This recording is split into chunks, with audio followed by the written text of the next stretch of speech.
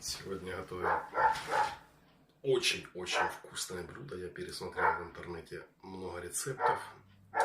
Готовят по-разному, но так как у меня получается дома, вот, а моя супруга готовит так, такого просто не нашел. Вот.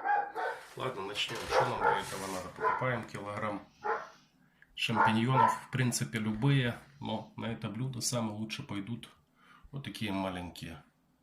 Маленькие и даже еще меньше. В принципе, если большие, то большие помыли. Режем их просто на, такой крупный, на 4 части. Вот такой можно и целым оставить, но можно на 2 части.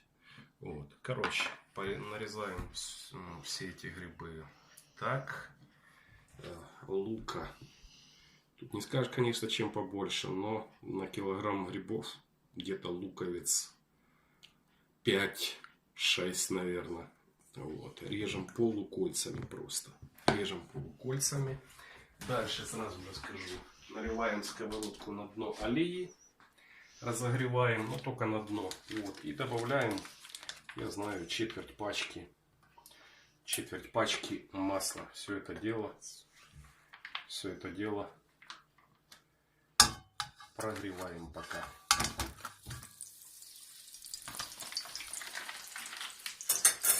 Разогрелась наша сковородка. Вот, высыпаем сюда весь наш лук. Кстати, в интернете сколько посмотрел рецептов, в основном советуют одну луковицу, максимум 2. В моем рецепте получается как на плов. Что мы дальше делаем? Сразу же цибульку отдельно, так как по вкусу. Солим, подсаливаем. Вот. И оставляем на маленьком огне. Накрываем крышкой.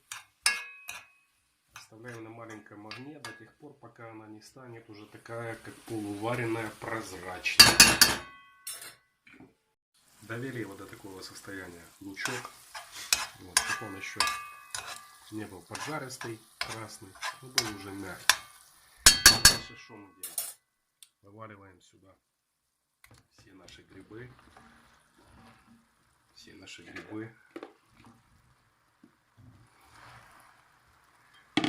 Пока не солим, не перчим, ничего не делаем, просто перемешиваем. Также на маленьком огне грибы должны пустить воду и потушиться на маленьком огне, уменьшиться в объеме.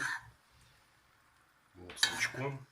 Так же само накрываем, следим, помешиваем, чтобы ничего не пригорело.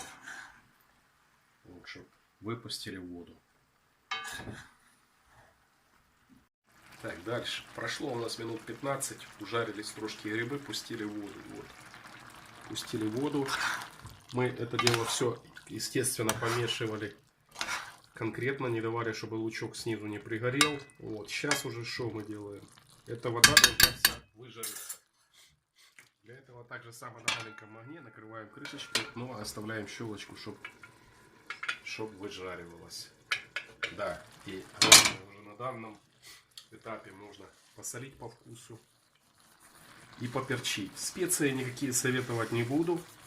Оно и так получается очень вкусно. Я обожаю это блюдо. Мало того, у меня как-то гостил повар один из Чехии. Он дал высшую оценку этому блюду. Сказал, что оно достойно самых дорогих ресторанов.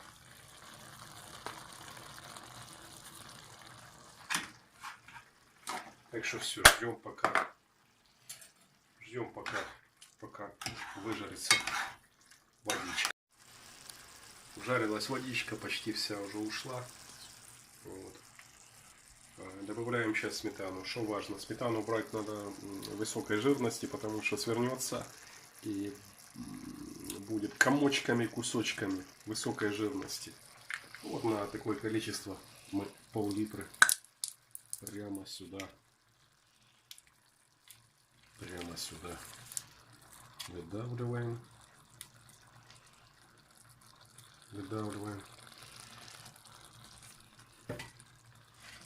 Мешаем это все дело.